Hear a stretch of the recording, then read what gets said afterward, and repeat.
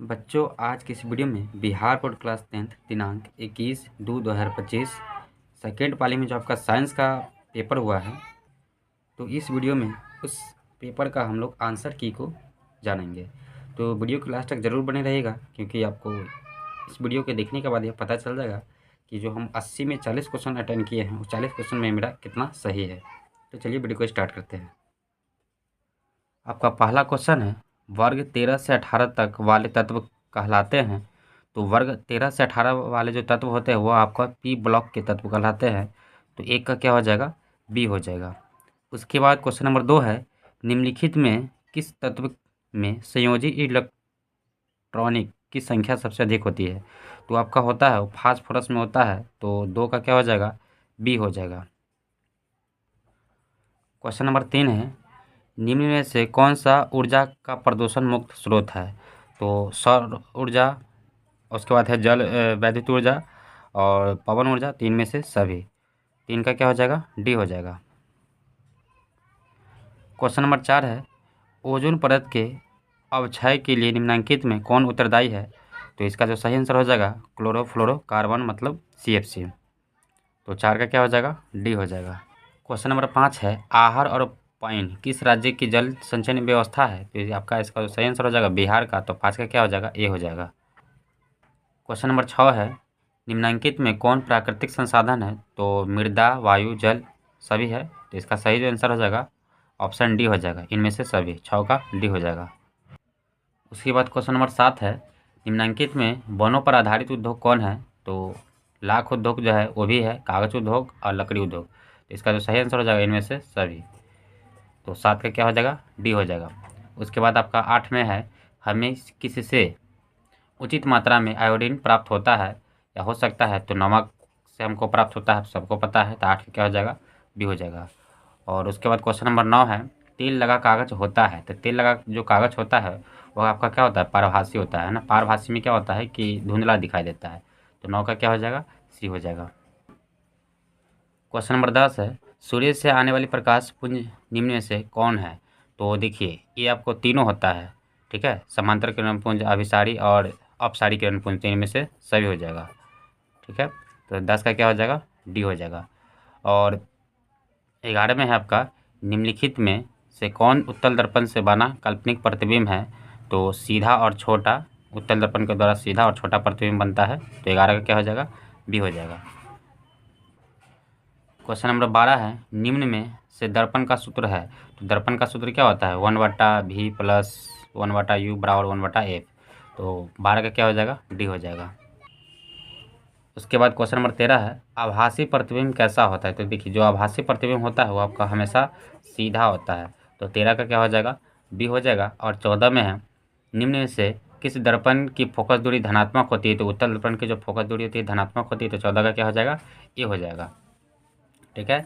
और 15 में देखिए कि निम्नलिखित में से कौन उत्तल दर्पण की फोकस दूरी है जिसकी वक्रता त्रिज्या 32 सेंटीमीटर है। तो प्लस में 32 सेंटीमीटर दिया है।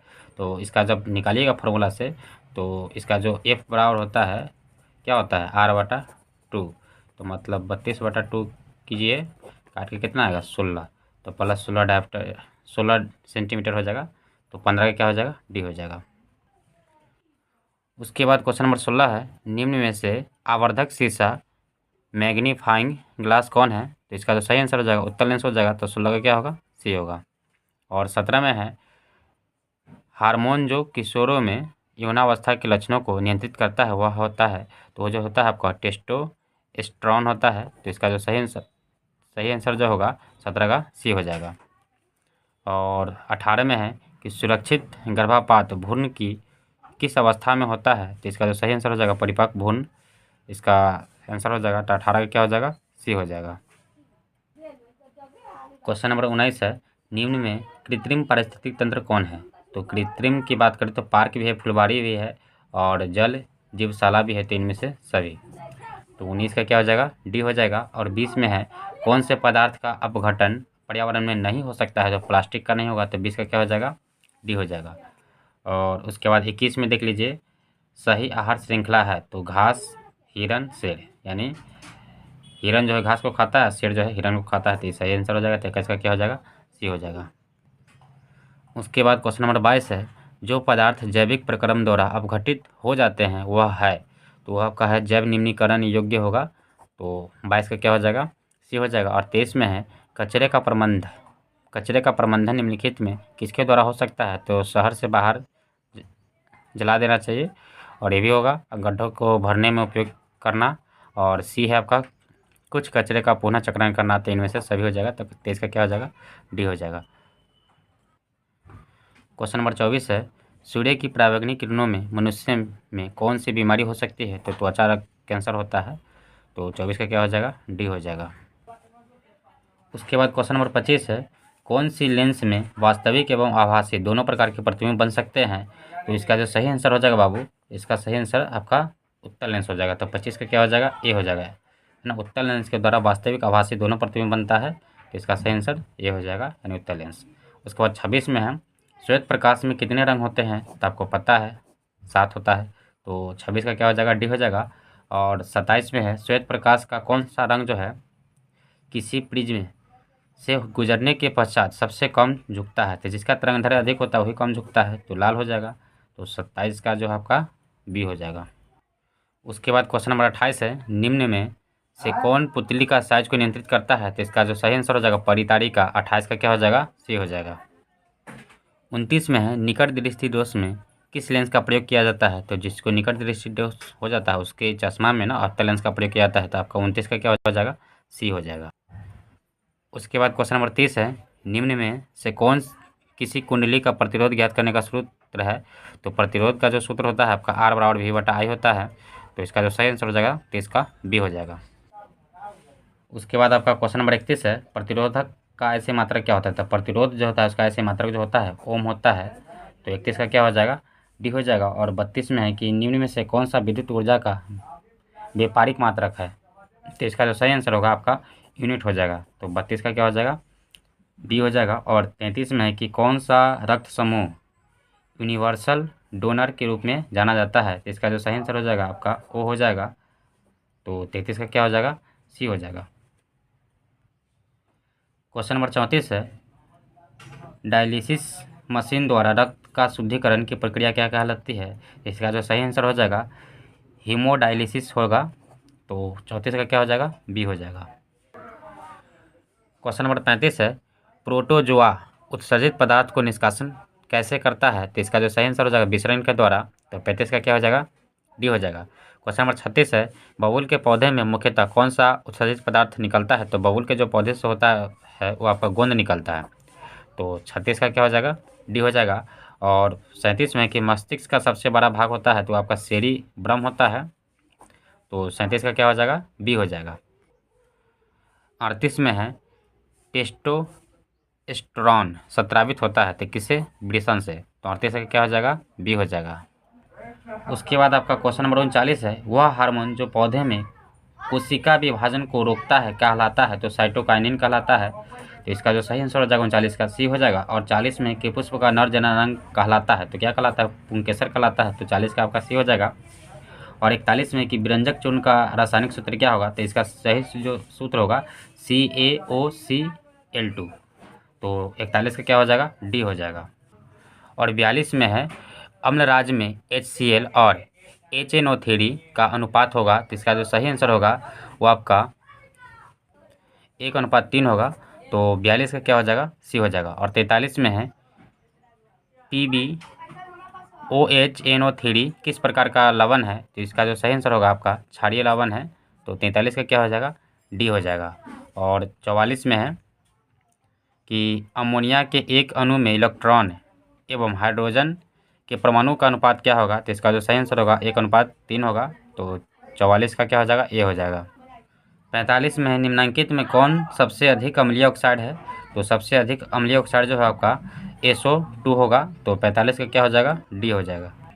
46 में है, निम्नलिखित संकेत द्वारा व्यक्त तत्वों में कौन धातु है, तो इसका जो सही आंसर हो जाएगा आपका बी हो जाएगा। ठीक है, तो 46 का क्या होगा, बी होगा। क्वेश्चन नंबर 47 है, पारा और एक अन्य धातु के मिश्र धातु को क्या कहते हैं, तो इसका जो सही आंसर हो जाएगा अमलगम। तो अमलगम इसका सही आंसर हो जाएगा 47 का, डी हो जाएगा। क्वेश्चन नंबर 48 है, निम्नांकित में कौन कार्बन का अपरूप है? तो हीरा, ग्रेफाइट, फुलेरिन, इनमें से सभी हो जाएगा। तो 48 का क्या हो जाएगा? डी हो जाएगा। क्वेश्चन नंबर 49 है, निम्न में से कौन सा जीवाश्म ईंधन में ऊर्जा का प्राथमिक स्रोत है? तो इसका जो सही आंसर होगा सूर्य होगा। 49 का आपका सी हो जाएगा। 50 में है कि निम्न में से किस रूप में महासागरों में ऊर्जा उपलब्ध है?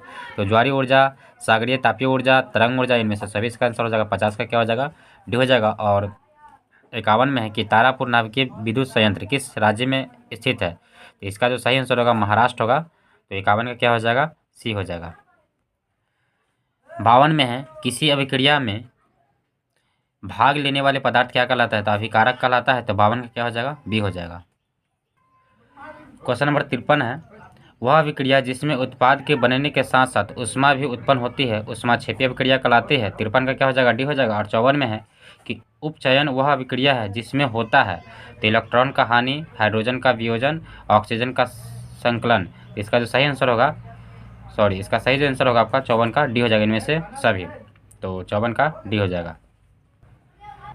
क्वेश्चन नंबर 55 है, निम्नलिखित में संश्लेषित सूचक कौन है? तो संश्लेषित जो होता है आपका मेथिल ऑरेंज होगा। तो 55 का क्या हो जाएगा? सी हो जाएगा। हल्दी जो होता है आपका प्राकृतिक सूचक होता है। तो 55 का सी हो जाएगा। और 56 में है, कौन सा पदार्थ है जलीय विलयन में लाल लिटमस पत्र को नीला कर देता है? तो लाल को नीला कर देगा वो आपका क्षार है, और जो नीला को लाल कर देता है वो अम्ल है। तो इसका जो सही आंसर हो जाएगा आपका 56 का ए हो जाएगा। और 57 में है कि विद्युत विभव कौन सी राशि है? तो विद्युत विभव जो है आपका अदिश राशि है। तो 57 का क्या हो जाएगा? ए हो जाएगा। 58 में है, विद्युत मोटर की प्रक्रिया आधारित है। तो इसका जो सही आंसर हो जाएगा विद्युत धारा और चुंबकीय प्रभाव पर। तो 58 का क्या हो जाएगा? ए हो जाएगा। उसके बाद क्वेश्चन नंबर 59 है, निम्नलिखित में से किससे प्रेरित धारा को दिशा प्राप्त होती है? तो इसका जो सही आंसर हो जाएगा वाम हस्त नियम। तो 59 का क्या हो जाएगा? बी हो जाएगा। और 60 में है कि भारत में उत्पादित प्रत्यावर्ती विद्युत धारा को आवृत्ति होती है। तो 50 हर्ट्ज का होगा। तो 60 का क्या हो जाएगा? डी हो जाएगा। 61 में है, लंबाई बढ़ने से तार का प्रतिरोधक क्या होता है? तो लंबाई बढ़ने से तार का प्रतिरोधक बढ़ता है। तो 61 का क्या हो जाएगा? बी हो जाएगा। 62 में है, 20 डिग्री सेल्सियस पर सिल्वर की विद्युत प्रतिरोधकता है। तो इसका जो सही आंसर हो जाएगा 1.60 × 10⁻⁻8 ओम। तो 62 का क्या हो जाएगा? आपका बी हो जाएगा। और 63 में है, जीवाश्म ईंधन के जलने पर कौन सी गैस मुक्त नहीं होती? तो ऑक्सीजन गैस मुक्त नहीं होती है। तो 63 का क्या हो जाएगा? ए हो जाएगा। और 64 में है, निम्न में से कौन बायोगैस का मुख्य अवयव है? तो CH4 हो जाएगा। तो 64 का आपका डी हो जाएगा। 65 में है, टिंचर आयोडीन विलयन बना होता है। तो इसका सही आंसर होगा वो आपका एथिल एल्कोहल होगा। ठीक है, तो टिंचर आयोडीन विलयन बना होता है तो एथिल एल्कोहल में। तो इसका जो सही आंसर होगा 65 का ए हो जाएगा। क्वेश्चन नंबर 66 है, CH3CH2CH2OH का IUPAC नाम है। तो इसका जो सही आंसर हो जाएगा 1 प्रोपेनॉल। ठीक है, तो 66 का क्या हो जाएगा? सी हो जाएगा। और 67 में है, निम्नांकित में कौन कमरे के ताप पर द्रव अवस्था में पाया जाता है? तो देखिए, ये जो होगा इसका आंसर एथेनॉल हो जाएगा। ठीक है, इसको दूसरे नाम से ब्रोमीन के नाम से जाना जाता है। तो 67 का क्या हो जाएगा? ए हो जाएगा। ठीक है, क्वेश्चन नंबर 68 है, बेंजीन सांद्र सल्फ्यूरिक अम्ल की उपस्थिति में नाइट्रिक अम्ल से अभिक्रिया कर बनता है। तो इसका जो सही आंसर हो जाएगा नाइट्रोबेंजीन हो जाएगा। तो 68 का क्या हो जाएगा? ए हो जाएगा। उसके बाद आपका 69 में है, निम्न में कौन यौगिक ईंधन के रूप में इस्तेमाल किया जाता है? तो इसका जो सही आंसर हो जाएगा एथेनॉल हो जाएगा।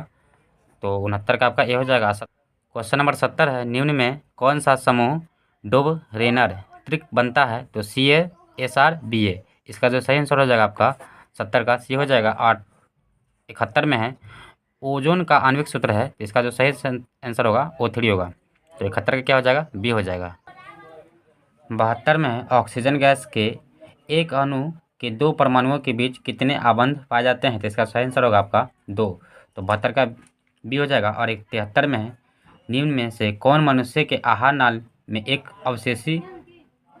अवशोषी अंग है? तो इसका जो सही आंसर हो जाएगा एम्पेडिक्स होगा। तो 73 का आपका ए हो जाएगा। और 74 में है सहकारी जीवों में छोटी आंत की लंबाई होती है तो अधिक लंबी होती है, सभी जीव में अलग अलग होता है। तो इसका क्या हो जाएगा, 74 का सी हो जाएगा। 75 में है छोटी आंत में पूर्ण रूप से पचा भोजन क्या कहलाता है, तो चाइल कहलाता है। 75 का आपका बी हो जाएगा। और 76 में है मूल रोमों के द्वारा जल का अवशोषण किस विधि द्वारा होता है, जिसका सही आंसर हो जाएगा प्रासरण के द्वारा हो जाएगा। तो 76 का आपका सी हो जाएगा। क्वेश्चन नंबर 77 है उच्च रक्तचाप की अवस्था को कहते हैं, जिसका जो सही आंसर हो जाएगा हाइपरटेंशन कहलाएगा। तो 77 का क्या हो जाएगा, सी हो जाएगा। 78 में है तिलचट्टा में कितने जोड़े श्वास रंध्र पाए जाते हैं, तो इसका जो सही आंसर होगा 10 जोड़े। ठीक है, तो 78 का क्या हो जाएगा, आपका डी हो जाएगा। 79 में है हृदय में रक्त का प्रभाव होता है, इसका जो सही आंसर हो जाएगा बाएं अलिंद से बाएं निलय में। तो इसका ए हो जाएगा। 79 का क्या हो जाएगा, ए हो जाएगा। और 80 में है रुधिर है, तो रुधिर क्या है, एक तरह संयोजिक ऊतक है, संयोजिक ऊतक इसको कह सकते हैं। तो 80 का आपका सी हो जाएगा। तो बच्चों इस प्रकार हम 80 के 80 क्वेश्चन का आंसर बता दिए हैं। आप अपना मिला लीजिएगा और बताइएगा कमेंट में कि मेरा इतना में इतना सही है। तो नेक्स्ट वीडियो में मिलेंगे। धन्यवाद।